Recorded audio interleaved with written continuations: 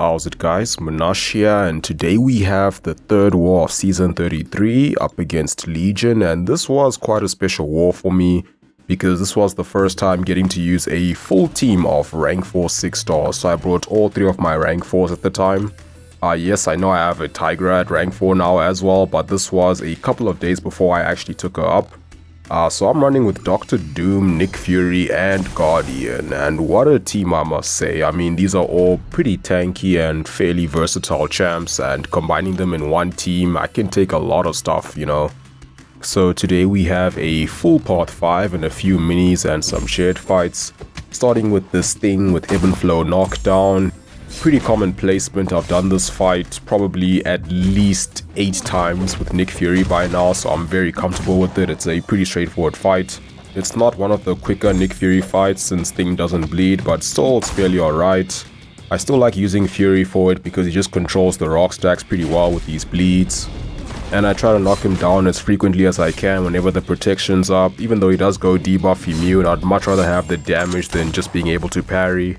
I really don't think a Wags pre-fight is needed for this fight. His special attacks are also quite easy to heavy punish, and I'm not even worried about triggering protection in this fight. It's usually just the special 2 crits that trigger it, but yeah, I mean, not that bad. Fury does have a fairly high crit rate, so his basic attacks do a decent amount of damage with the Fury passive. Along with being able to easily manage the rock stacks just makes him a pretty good counter for this fight.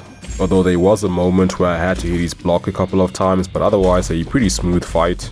It took a little over a minute, which is definitely faster than with the rank 3. And I remember doing this fight during the off season with my rank 4, and it was kind of similar to using a lightly boosted rank 3 in terms of damage.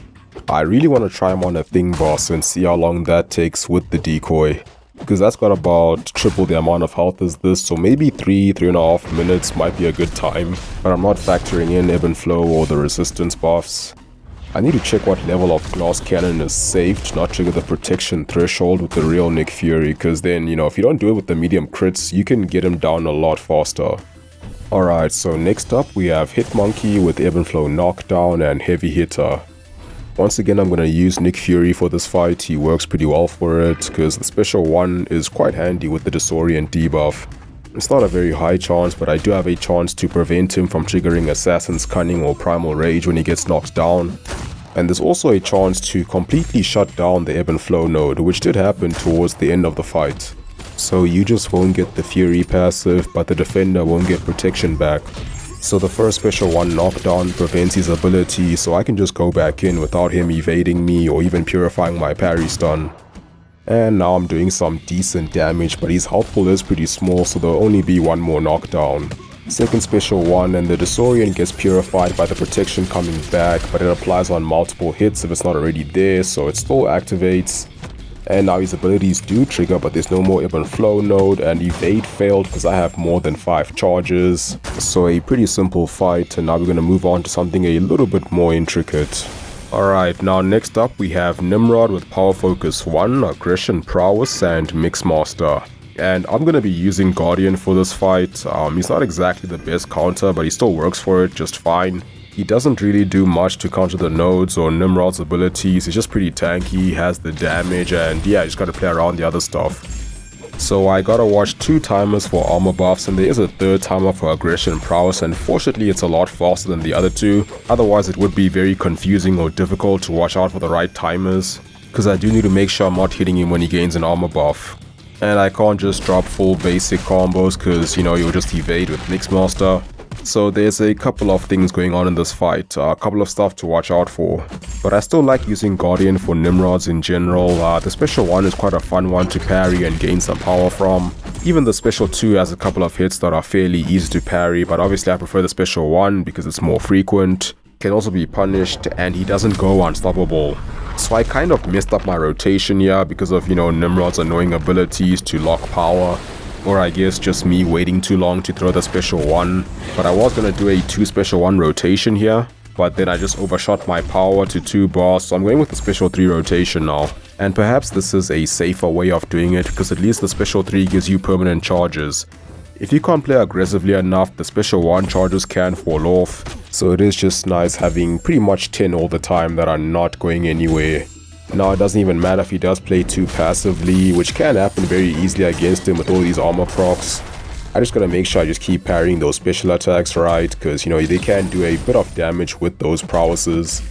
Which is also why you wanna play fairly aggressively so they don't build up too much. Although they are unblockable during Eradicate, so then I do need to dex them.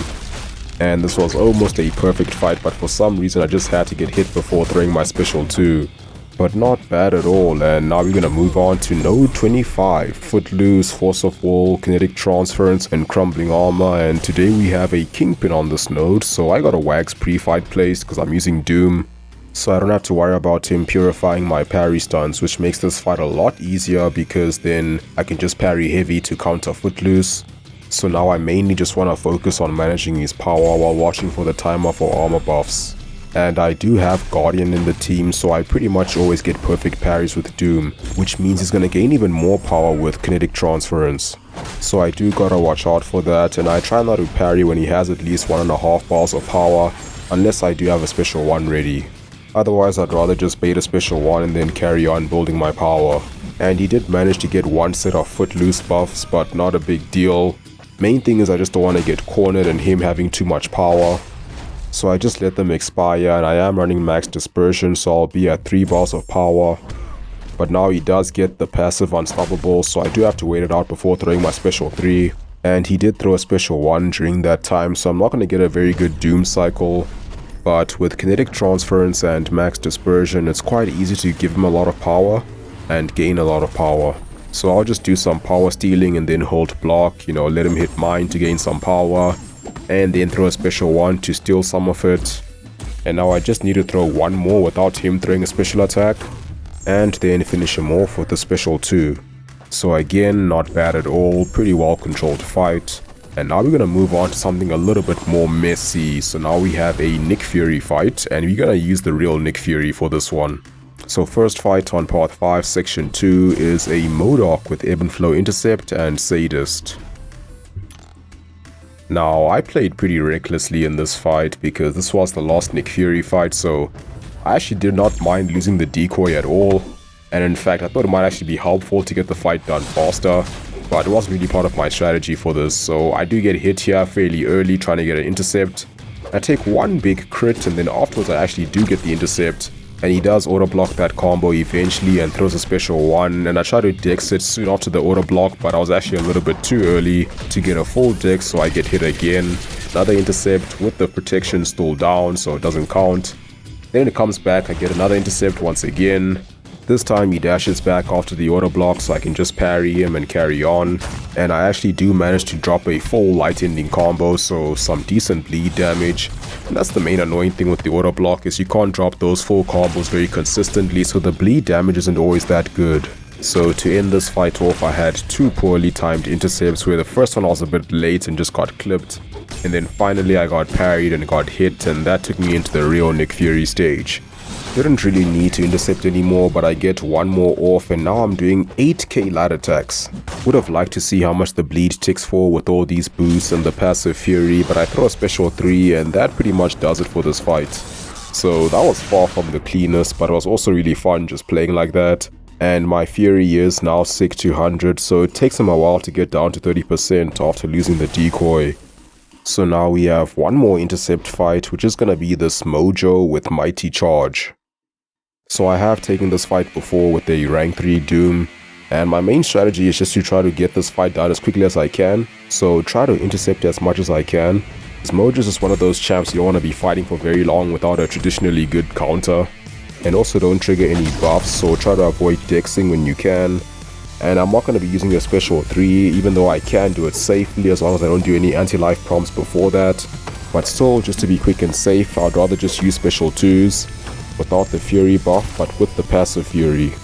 Incinerates do some decent damage, although they can be purified by both nodes, but still just want to keep on intercepting whenever protection comes back to keep my damage up. Fortunately, it's pretty safe to intercept with the light attack when he has a special 1 ready, because it does take a bit of time to come out, so you can actually block the hit after he doesn't allow you to intercept.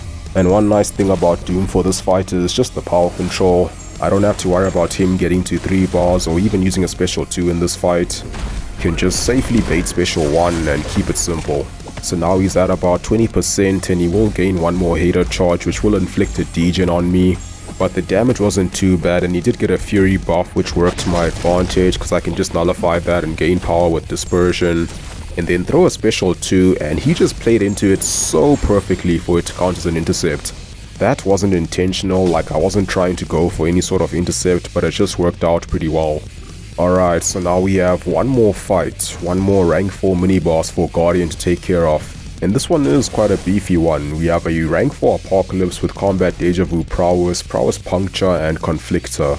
Now you know how much I love using Guardian against Apocalypse. In fact, when I saw this placement, this pretty much just marked the completion of the puzzle that was my team selection.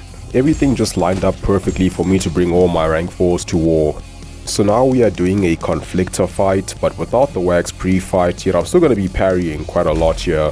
In fact, I did it a little bit too much at the start, but I wasn't really trying to. I was actually trying to dex, but you know, with control issues you end up parrying sometimes. So I just had to bait a special 2, which is the easier one to fully dex. But for me it's the harder one to parry multiple times just because I haven't really practiced it that much. Generally just stick to the special 1 because it's just so much more efficient. You know, you bait 2 special 1s in the time it takes to bait a special 2. So my special 2 parrying isn't as on point compared to my special 1.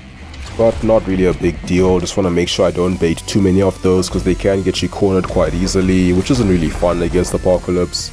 And once again I sort of messed up my rotation by going for the special 1 and then a special 3, just because I got to too much power by parrying a special 1, quite similar to the Nimrod fight. So now I'm switching to the special 3 rotation and now he's throwing more special 1s, which is what I like. Just makes building power so much more efficient, and now it's special 3 time. And then after this you're gonna see me play with Conflictor more efficiently. Like I'm kind of gonna use it to my advantage by giving him a good amount of power, so I can just bait special 1, parry to get more power and repeat that cycle without dropping too many hits. Like you'll actually see me get to 2 bars of power in less than 10 hits here. So now I have him right where I want him. He's closer to his own corner and throwing special 1s quite frequently. And I have all the charges I need, so all that's left to do is get that special 2. So yeah, that's gonna be it for this one. I had a lot of fun using my strongest champs with boosts in Alliance War. Hope you guys also found this interesting, and as always, thank you for watching. Have a wonderful day, and I'll see you soon.